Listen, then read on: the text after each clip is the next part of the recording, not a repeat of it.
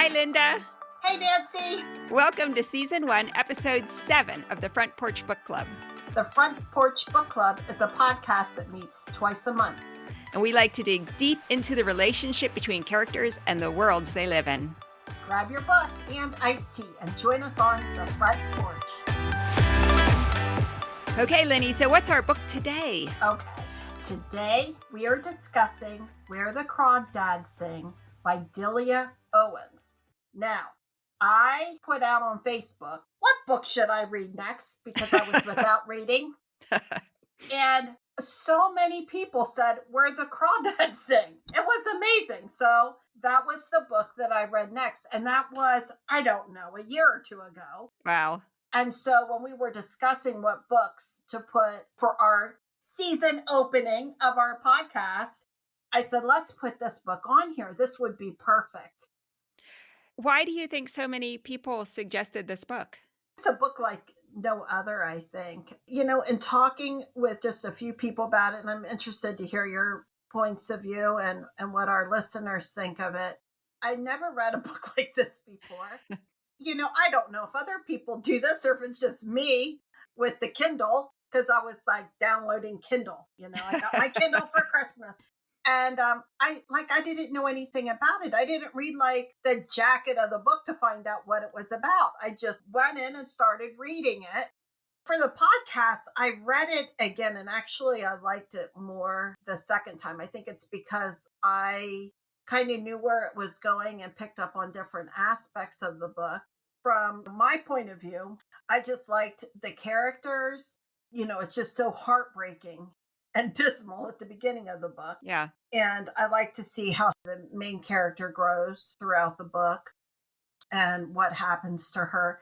And that she does turn out in a lot of ways, kind of grows into herself and finds love and finds a way throughout all of the trauma that she has endured as a young person.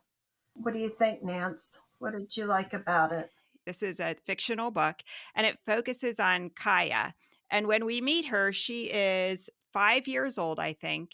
And she is basically in the process of being abandoned by her family. And she is shunned by the townspeople. And she basically grows up alone in the North Carolina marsh. Yeah, so like I said, that was a pretty rough start to the book. Yeah. I just start out going, I don't know if I'm going to like this book. Something good's going to have to happen here for me to carry on. Exactly. And then kind of throughout the book, one of her brother's friends befriends her. His name is Tate. And then really her only other friends are an older Black couple, Jumpin' and Mabel. And that's about it. The book was released in 2018.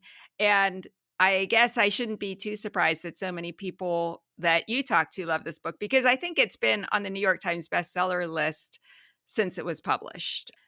It was just released in paperback, and it's been optioned for a feature-length film. I saw that too online. Yeah. They're going to start filming that soon. I will definitely go. Yeah, I would definitely see that too. So yeah, a lot of people really loved the book. And I did too. I did think it was heartbreaking how pretty much every person in this book lets Kaya down in some way, with the exception of Jumpin' and Mabel. And I think the thing that's interesting about that is Jumpin' and Mabel are a Black couple. He has a business in the small town that is closest to the marsh where Kaya lives. And he is pretty much ostracized by the white community as well. And so Kaya finds another person who's ostracized and really finds unconditional love from Jumpin' and Mabel. That was really beautiful. I loved that relationship. I loved how Jumpin' and Mabel supported her at different points in her life. But they never were overbearing. They never told her what she should do or who she should be. They really allowed her to discover for herself who she was and what she would be. Now, in today's day and age, we would probably say that they were negligent, knowing that she had no family and she's this little girl living out in the marsh alone. But in the book, it's just the kind of support that she really needs. Yeah, and I was thinking about those two because they're such, I would almost say, my favorite characters in the book, Oh, almost, wow. Okay. because I think they understand her. I think when we jump into her life, she is already traumatized, and she would appear to other people as skittish, standoffish, easily afraid. Yeah. I like the fact that they respect her, that they take her on her own terms and allow her to choose if she is going to be close to them and how close she is going to be with them, and to set her own relationship with them. I think that they are careful with her, Yes. and I think that's exactly what she needs. So I see them as concerned about her than anybody else in that town, more concerned for her, looking out for her, but also knowing that this girl has had a hard life before she even gets to them. And quite honestly, none of the authorities are going to listen to anything they have to say Yeah. anyway. Right. So what are they going to do? Yeah. I partly want them to have her come and join them and live in their home, and I was hoping the book would kind of go that way, but I don't think she would have had that. I think that she was happy out there on her own, and at that point she's still looking for her mom. Right. She is still expecting her mom to come home. Her dad shows up once in a while. So I thought, like you did, that they have a beautiful relationship with her, and that they're seeing her because of the way they're interacting with her. She keeps showing up, and that's exactly what she needs, is to keep showing up, and they're definitely a safety net for her whole life. And they also afford her a lot of dignity because she's trying to support herself after a little while. And even though what she wants to sell to jump in isn't really something people will want to buy much of, they decide to give her a lot of goods in exchange for what she Right. brings in. And when she says, no, there's just no way that what I've brought would be, the equivalent to like all of these clothes and all these supplies. He says, "Well, my shack here is too small to keep all this stuff and it's not worth it to them. So you're actually helping me if you just take it all because I just don't have room for it." And she thinks, "Oh, okay. Well, his little shack here is too small for it. So, okay, I guess I can take it." And that really helps her out a lot. But Hmm. and she's young enough she never realizes that actually, they have given her a lot of charity, Right. but she feels very good about supporting herself. Yeah. Yeah. So, what do you think about the people who let her down? I remember when you and I first talked about this book, and it was before I had read it. You talked specifically about, for instance, the wife of the Methodist preacher who only just shows up a few times in the story. Once, when Kaya is a pretty little girl and she is out on the sidewalk, and the daughter, who's like 3 years old, and she come face to face, and Kaya thinks she's really cute and kind of is interacting with her a little bit, but then the mother comes rushing in and scoops her up and says, "Don't talk to that dirty girl. She's a swamp girl." And then later in the trial, the wife has things to say that are not supportive of Kaya at all.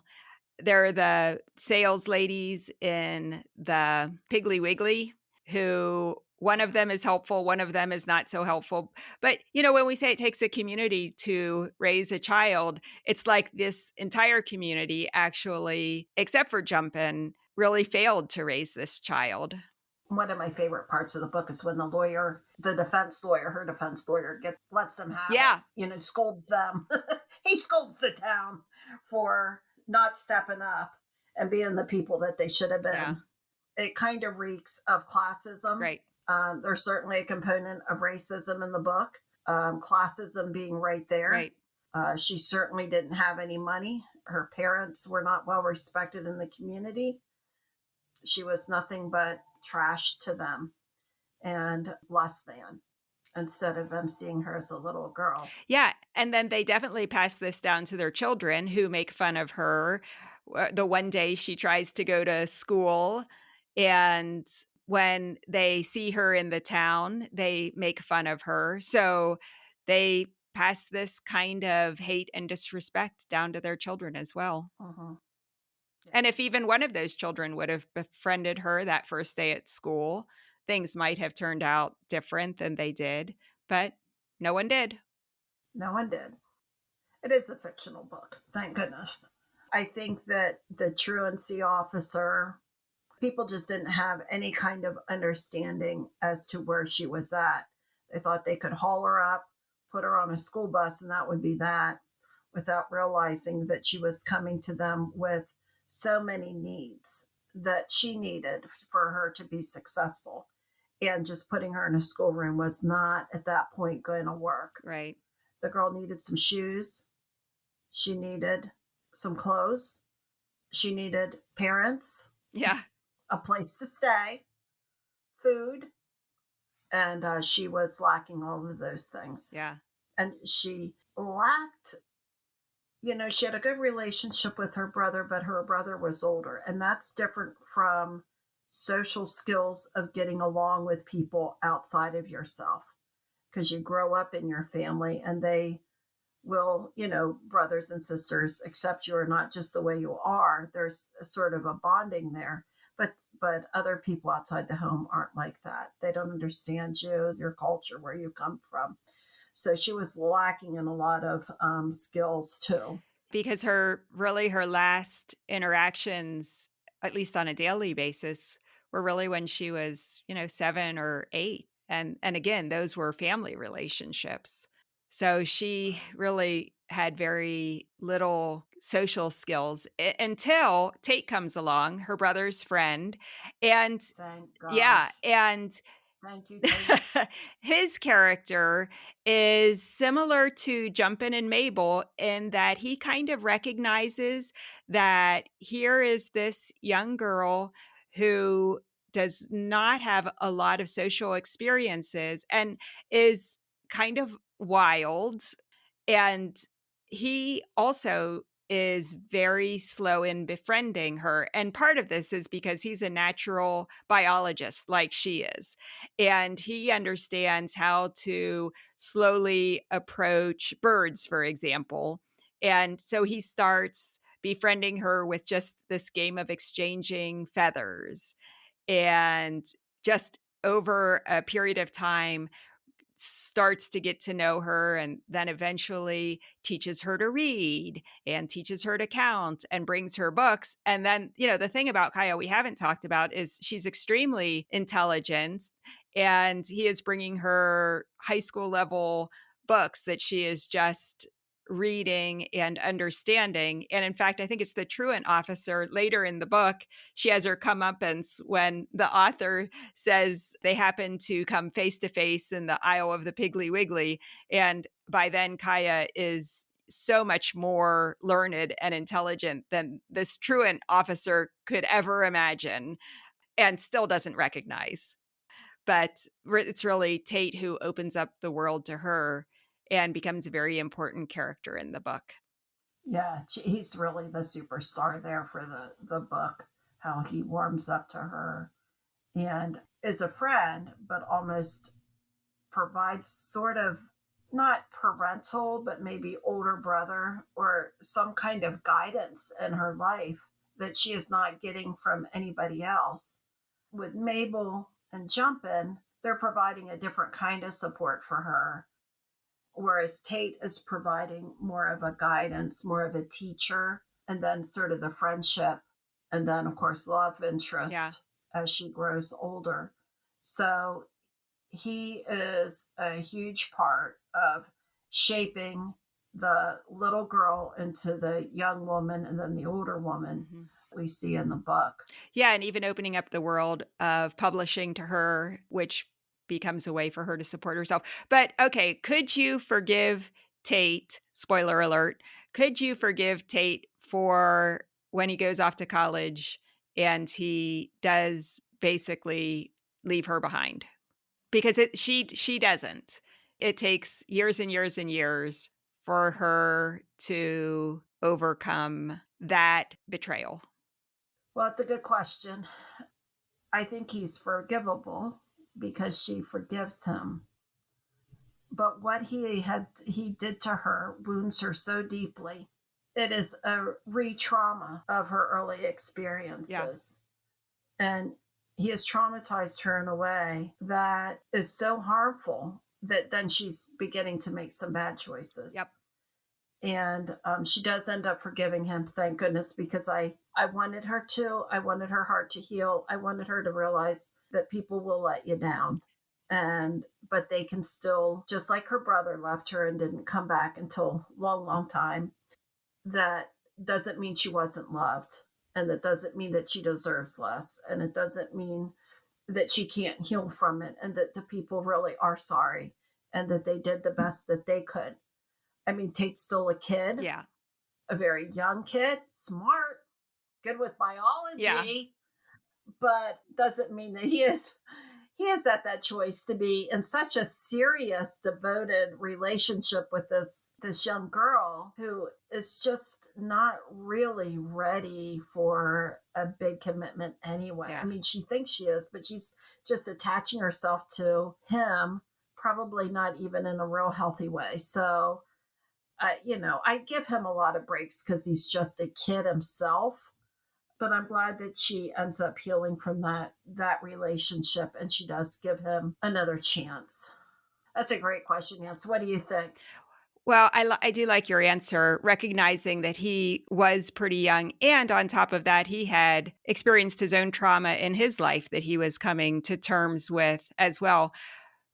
But I did think that the portrayal of her, like you said, being really re-traumatized by his leaving was for her just assuming that everyone would always leave her and that she was unlovable and that she really needed some more life experience and to experience that forgiveness to realize that she was lovable and that we're all imperfect and we all let each other down in different ways, but that doesn't mean that we're not lovable. Right. I think like when she gets back with her brother, and her brother, says, I am so, so sorry. This is what has gone on with me and the reason why I didn't come back. Hey, I found out this about mom. This is what she was going through, and this is why she didn't come back. All of that kind of puts balm on her wounds where healing can start to happen with that trauma that she experienced. And I do like her brother in this book. Thank goodness he taught her a lot the short time that he was with her. In a lot of ways protected her, a lot of ways led her down that road of biology and looking at biology to understand life. And that kind of leads into this whole other section of this book. Because she is on her own, she's trying to figure stuff out, like how to cook grits on her Right. own as a young kid. Like, I'm not sure I would have figured that Yeah. out. And a microwave is one thing. Over this wood You stove type thing she had, no, I don't think so. But this whole thing of looking at your environment to try to figure out how humans Yeah, behave, that was interesting. that was really interesting. What did you like about that? What stood out for you with that part? I like how she would observe what she was seeing in nature and then apply that to her relationships and what she was observing in her interactions with people. One example is that she spends a lot of time observing birds and she notices how male birds woo female birds and how they bring gifts and how they fly around and kind of hang around until the female finally allows them to share a nest. Oh. And so she's thinking about that, thinking about watching male and female birds, and she reflects, and I thought that this was really good. She reflects that she really was pretty young for nesting. Like she was too young for nesting, yet this is how it works in nature, and this is how she's seeing that it works among humans too. And then, she observes fireflies and how the females have patterns of light, but then they can change their patterns of lighting, and how praying mantises, how the females chew the heads off the male praying mantises. So yeah, she really does use nature as a template for figuring out human relationships. And I did find that really interesting. Yeah. Can I say she eats a head? You can say she eats a head. Ah! You love that she eats a head. I do. Can we go there, Okay, spoiler alert. Nance? Okay, go there, Linda. Okay, I'm glad she killed him. Did you know that she killed him? No, I figured she did. Did you really? She's going to eat that head. I thought the townspeople had set her up. Oh, Yeah, I really? thought I thought there Okay. was no way. In fact, I thought it was possible that Tate did it. Oh, I figured she did it. She had to protect herself. And in studying biology, she knew that female praying mantis had to eat the head of that guy. Yeah, I mean, who else is going to protect her out there? She knew it's going to be me or it's going to be him.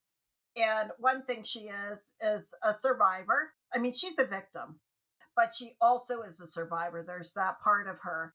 And somewhere she thought, you know what? It's not going to be me this time. yeah, I'm not going to let this happen to me. And I like that part of her. I would never, even if I was on the jury, would not have found her guilty, even if I thought she was. Okay, so here's a spoiler alert. People probably should never put me for jury duty because it doesn't matter at the end of the day if I think you're guilty or not. I'm going to judge the way I want to judge. Like I would have thought, oh, she did it, but she doesn't deserve any time. I don't blame her for doing that.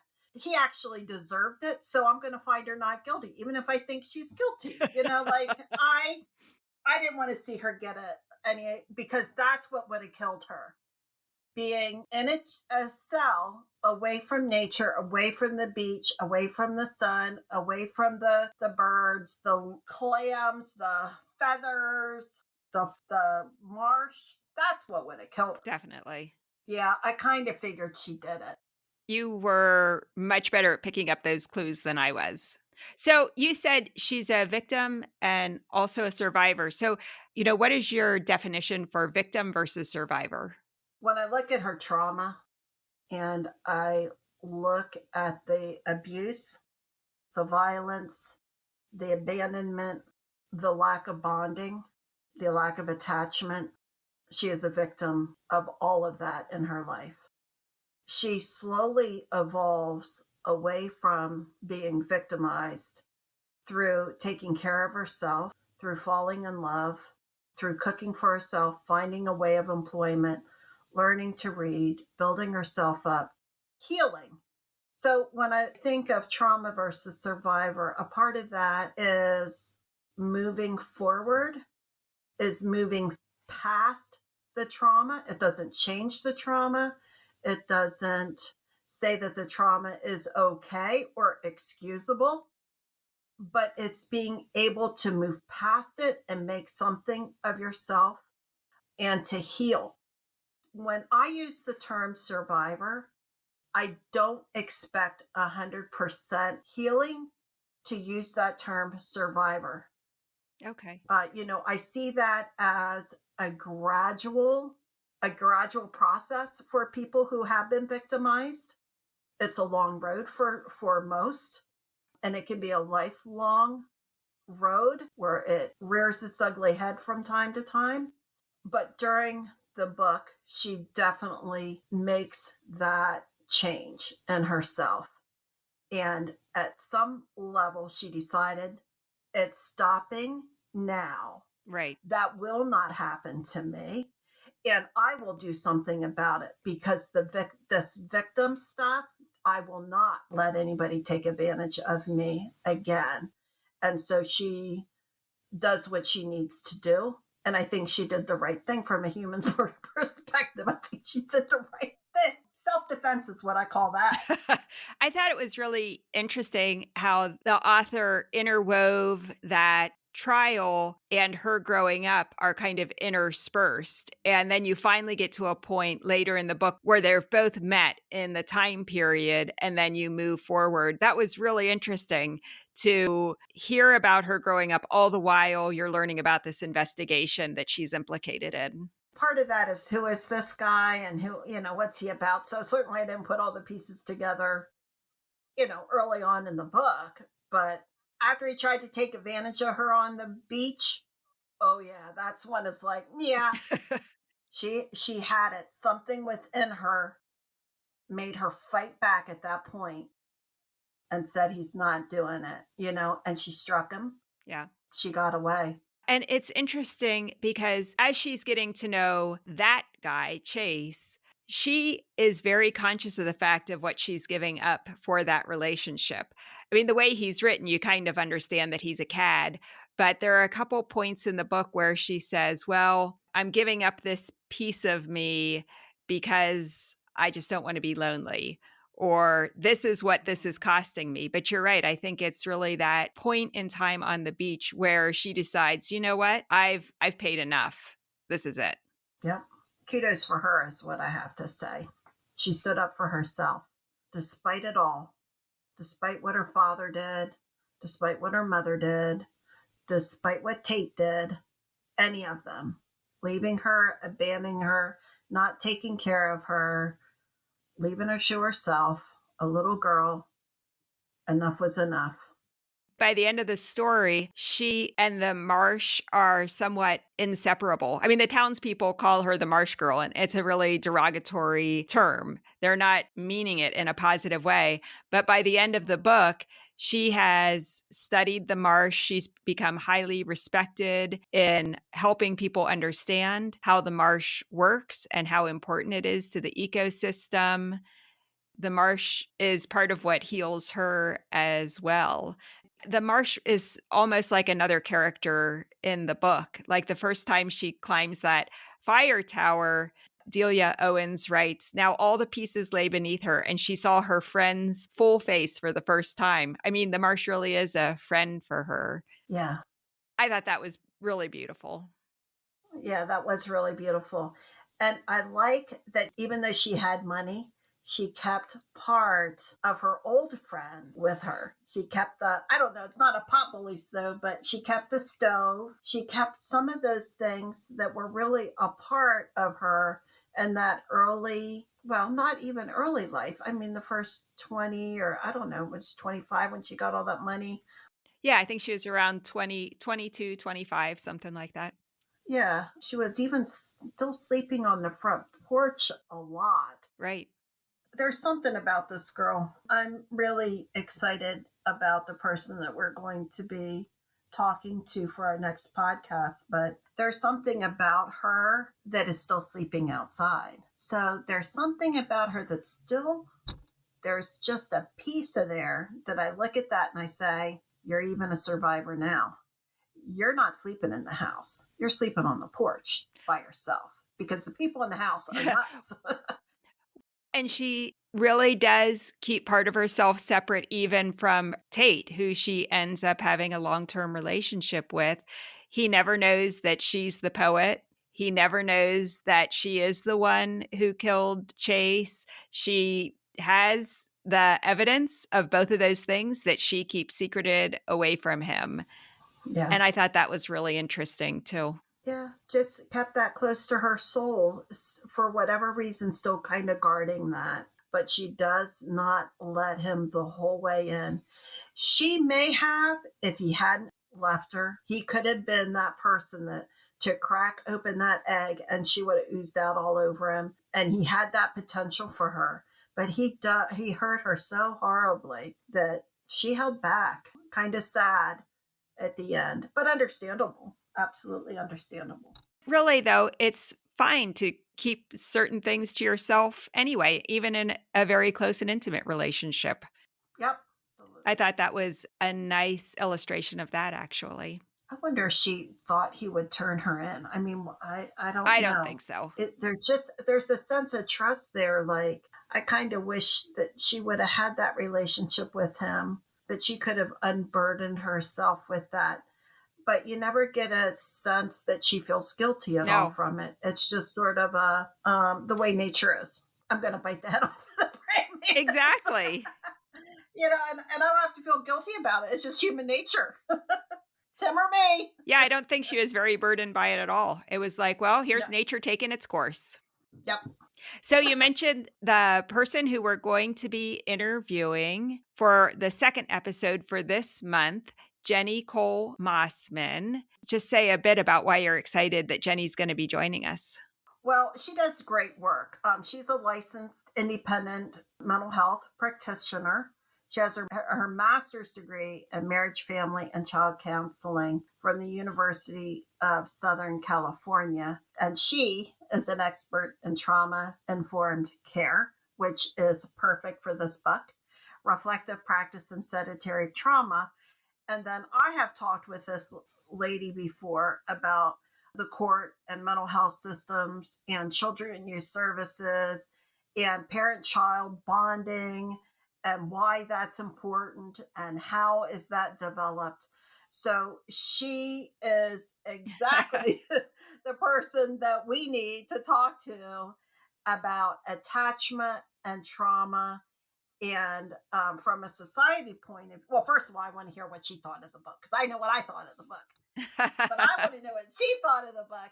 And then I want to hear some information as to, how society can work better to support children, especially children in the foster care system, which she has experience with children from trauma. So I'm really excited to tap into her. I think people should put out some questions on our page because I think a lot of people have read this book and this is a great opportunity to hear from an expert on what she thinks. Sounds great. Well, so that's next time. In the meantime, you can go to our website at frontporchbookclub.com and post any questions, comments, or suggestions. And you can check out what we will be reading next month. Our episodes come out 2 times a month on the first and third Wednesdays of each month. If you like our show, please leave a review for us on Apple Podcasts. And please join us the next time when we talk to Jenny. It's a great book, and this is a real notable person in the field. So it'll be interesting to see what she has to say. Sounds great. Well, I'm looking forward to it. Yeah, me too, Nancy. We'll see you the next time. Okay, sounds good. Bye-bye. Okay, bye.